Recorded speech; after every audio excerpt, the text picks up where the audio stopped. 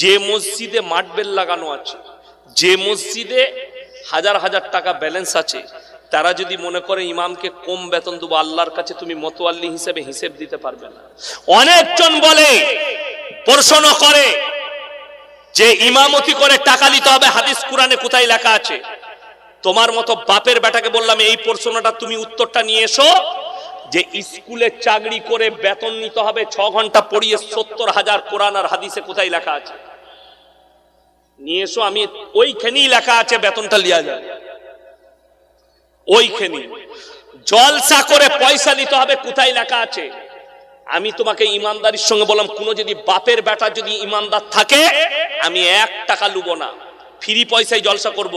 তুমি খালি চাঁদ ঘর মাদ্রাসায় 2 বছর বিনা পয়সায় রান্না করে দিবে, 1 টাকা দেবো না, তুই বুঝে লিগা, খালি পেটে খেতে পাবে, 2 বছর রান্না করে দিবে ফ্রি। 1 সপ্তাহ পরে তুই আন্ডার প্যান্ট খুলে ছুটবি মাঠে মাঠে, জানা আছে আমাদের। তোর কার ইমানের কত জোর? ওই জন্য বললে মেপে বুঝে কথা বলবে।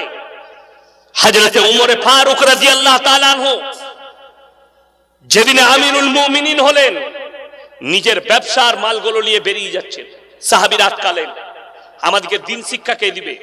আমিরুল মুমিনিন বললেন, হে সাহাবীরা শোনো, আমার সংসার কি করে চলবে? বলে আপনার চিন্তা নেই, আমরা বাইতুল মাল থেকে আপনাকে বেতন দেব। হযরতে উমর বাইতুল মাল থেকে বেতন নিতে পারবে, আর আমি আপনি পাবো না। আসল কথা কি জানেন? এঁচড়ে পাকা জানেন? এঁচড়ে পাকা কাকে বলে? এঁচড়ে পাকা জানেন না?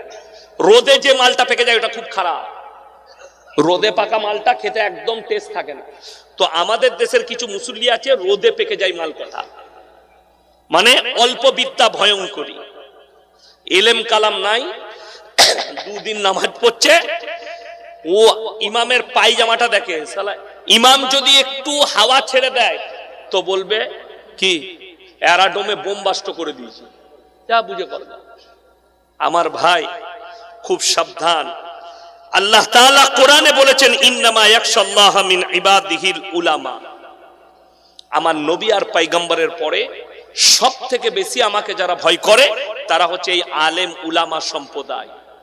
তাই এদিকে বেজ্জতি শুনেলেন রাসূলের হাদিস, যখন মানুষ মূর্খর কাছ থেকে ইলম নিবে, দ্বীন শিখতে চাইবে, আর আলেম দিকে বেজ্জতি করবে, আল্লাহ ইলমের থেকে আগে আলেম দিকে তুলে নেবেন, এটা রাসূল সাল্লাল্লাহু আলাইহি সাল্লাম মাথায় রাখবে। বাংলাদেশ, ভারত বাংলাদেশ সীমান্তে সংঘর্ষ, এ নিয়ে কিছু বলুন। অসুবিধা নাই, যুদ্ধ হলে যুদ্ধ হবে, অসুবিধা কি আছে? যুদ্ধ হলে যুদ্ধ হবে, কিন্তু আপনারা শুনেছেন ওই আমাদের মেদিনীপুরের একটা ভাঁড় নেতা আছে, সে বলেছে 1000 রিস্কা নিয়ে ঢাকা থেকে বেরিয়ে গেছে কলকাতা দখল করবে। শুনেননি? ওর নাম রেখেছে আমি ভাঁড়। 1 বাটি নয়, 2 বাটি নয়, 3 বাটি গরুর মাংস খেয়েছে পশ্চিম মেদিনীপুরে গিয়ে। আমি বলি নাই, আফজল বলে একটা উকিল বলছে, কলকাতা হাইকোর্টের উকিল। তো কার বাড়িতে গেছে তার নামও করে দিলে, কি বলেন? সাহাবুদ্দিনের বাড়িতে পশ্চিম মেদিনীপুরে, আমি চিনি না, কি বলেন? যাই পশ্চিম মেদিনীপুরে প্রচুর জলসা করি, এই 1 সপ্তাহ আগে মেদিনীপুর টাউনে করে এলাম। তো এ বলছে 1000 রিস্কা নিয়ে বেরিয়ে পড়েছে। আচ্ছা, আমরা যদি বলি কলকাতা থেকে আমরা 1 কোটি সাইকেল নিয়ে বেরিয়ে পড়েছি ঢাকাটা দখল করব, আমাদেরকে পাগল বলবে না? বলবে না? পাগল বলবে লোকে। তো এটাও একটা পাগল আসতো। আরজিকর কাণ্ডে সঞ্জয় রায়কে ফাঁসির বদলে অমৃত কারাদণ্ড দিয়েছে। ইসলামী শাসন হলে মুন্ডুচ্ছেদ করতে হতো সমাজের বুকে নিয়ে এসে। কেউ যদি পরকিয়া করে আর ধরা পড়ে যায়, ছেলে মেয়ে তারা যদি বিবাহিত হয়, তাদেরকে জনসমক্ষে নিয়ে এসে মুন্ডুচ্ছেদ করে দাও, এটা ইসলামী আইন। কিন্তু এটা ভারতবর্ষ সরকার যা আইন করেছে সেই আইন পাশ করিয়েছে। কিন্তু ইসলামী শাসন হলে, ইসলামী রাষ্ট্র হলে এই আইন আছে, হাত চুরি করলে হাত কেটে দাও। আজহারির মেহফিলে লক্ষ লক্ষ মানুষ, গিয়াসউদ্দিন তাহেরি বলেছেন আমার মেহফিলেও এত মানুষ হয়। আমি আপনাকে একটা কথা বলে দিই, আল্লাহ নবী সাল্লাল্লাহু আলাইহি সাল্লামকে কিছু মানুষ গালি দিত না? দিত না।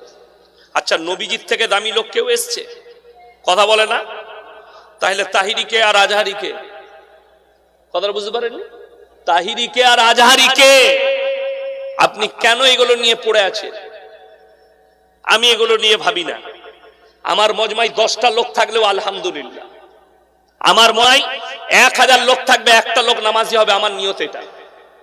আমার বয়ান করার উদ্দেশ্য, আমি বয়ান করছি একটা যুবক যদি পরিবর্তন হয়, বিশ্বাস করুন আমি একদিন খুব খুশি হয়েছি। একটা ফোন এসেছে, ছেলেটার বাড়ি কোন জেলায় বলবো না, আমাকে ফোন করেছে, হুজুর আপনার বক্তব্য শুনি, থাকি কোথায়? কেরলে। কিন্তু আমি বক্তব্য শুনতে শুনতে আমি একটা পাপে লিপ্ত ছিলাম, আল্লাহ আমাকে উদ্ধার করেছে আপনার বক্তব্য থেকে। আমি আল্লাহর কাছে শুকর আদায় করছি যে একজন হিদায়াত পেয়েছে। এটার বদৌলতে হয়তো আল্লাহ আমাকে জান্নাত দিতে পারে, তাছাড়া অন্য কিছু নয়। ছেলেটা বলছে আমি সমকামিতে লিপ্ত ছিলাম, আমি মুসলিমদের ছেলে, আল্লাহ আমাকে হেফাজত করেছে, আপনার বক্তব্য শুনে আমি ত্যাগ করেছি এবং এখন 5 ওয়াক্ত নামাজ পড়ি। এটা তো আলহামদুলিল্লাহ, এটা তো ভালো জিনিস। একজন অমুসলিম ভাই, আমি নাম করবো না কোন জেলার, সে ফোন করে বলে আমি 5 বছর কলেজ স্টুডেন্ট, বয়ান শুনছি, আল্লাহ আমাকে কবুল করেছে, আমি এখন ইসলাম কবুল করে নিয়ে 5 ওয়াক্ত নামাজই পড়ছি। জোরে বলুন সুবহানাল্লাহ। তো এটা আল্লাহর কাছে শুকর আদায় করতে হবে। একটা লোক নামাজি হোক, একটা জলসাই, আলহামদুলিল্লাহ। কত লোক হলো এটা মেটার নয়, 1 কোটি লোকও হতে পারে। আচ্ছা আপনারা বলুন, আমেরিকায় ডোনাল্ড ট্রাম্প জিতে না জিতে নাই? তাহলে অতগুলো মানুষ তার দেশের তাকে ভোট দিয়েছে, তাই কি না? ভোট দিয়েছে তবে জিতেছে। এরপর ভেবে দেখুন, তাহলে ওই লোকটা সব থেকে বড় ইমানদার না? ওটা কথা নয়। নবীজি সাল্লাল্লাহু আলাইহি সাল্লাম যখন ইসলাম প্রচার করতে লাগলেন, নবীজি কজন? একা। আস্তে আস্তে আজকে গোটা পৃথিবীতে ইসলাম প্রচার হয়েছে, গোটা পৃথিবীতে 250 কোটি মুসলমান। নবীজি সাল্লাল্লাহু আলাইহি সাল্লাম প্রচার, আজও রাসূলের দুশমন আছে না নাই? নবীজিকে গালি দিচ্ছে না, দেয়নি? যে লোকটা সবারই কাছে ভালো হবে ওই লোকটা ভালো লোক না, মাথায় রাখবেন। কিছু লোকের কাছে খারাপ হতে হবে। আমি কি আপনাদের সকলের কাছে ভালো না কারো কাছে খারাপ আছে? আছে। এইখানেই কিছু লোক আছে আমাকে গালি দিবে পেছনে, এটাতে কোনো সন্দেহ নাই, আর এটা তার দোষও নাই। এইটাই হচ্ছে দুনিয়া, এইটাই দুনিয়া। ওই জন্য এগুলো নিয়ে ইসরায়েল হেরে গিয়ে শান্তি চুক্তি করলো ফিলিস্তিনের সাথে, এ নিয়ে কিছু বলুন। আপনাকে কে বলল যে যুদ্ধ বন্ধ হয়ে গেছে? চুক্তি হয়েছে, বন্ধ হয়নি, হামলা চলছে। আর এই চিঙ্গারিটা কিয়ামতের চিঙ্গারি, মাথায় রাখবে। গোটা পৃথিবী আর লেপেটে আসবে, খুব তাড়াতাড়ি ইরান যুদ্ধে জড়াবে এবং এই চিঙ্গারি গোটা পৃথিবীতে ছড়াবে, গোটা পৃথিবীতে বিনাশ যুদ্ধ হবে, ৩য় বিশ্বযুদ্ধ যেটা হবে। বৈজ্ঞানিকরা বলছে, বিশেষজ্ঞরা, যে যখন যুদ্ধ হবে গড়ে ৭০ লাখ মানুষ মারা যাবে, পরমাণু যুদ্ধ। ইরান বলছে আমি পরমাণু তৈরি করে ফেলেছি, তার শক্তি, পরমাণু শক্তি চলে এলে গোটা মিডল ইস্টে হাড়কাম মচে গেছে। ইরান যুদ্ধ পরমাণু তৈরি করে নিয়েছে, যুদ্ধ যে কোনোদিন হতে পারে। আর যুদ্ধ বিরাম হয়নি, ৭০ লাখ মানুষ মারা গেছে ফিলিস্তিন আর গাজায়। এখনো ওইটা, এটা পৃথিবীর মানুষকে একটা দেখাওয়া, অন্য কিছু নয়। আজ ট্রাম্পের শপথ গ্রহণ, মোদি কেন আমন্ত্রণ পাইনি এবং ট্রাম্পকে আমাকেও আমন্ত্রণ করেনি, আমি কি করব ভাই? এটা দেশের আভ্যন্তরিক ব্যাপার, কেন দাওয়াত দেয়নি সেটা তাদের ব্যক্তিগত ব্যাপার। তো আমি লাস্টে আপনাদের কাছে একটা কথা বলবো, সবাই আজ থেকে কোরআনকে মহব্বত করবেন। জোরে বলুন ইনশাআল্লাহ, হাত তুলে বলুন ইনশাআল্লাহ। দেখুন, আপনারা অনেক টাকা দান করেছেন, দিয়েছেন, এই মাদ্রাসা আপনাদের, ইজ্জত আপনাদের।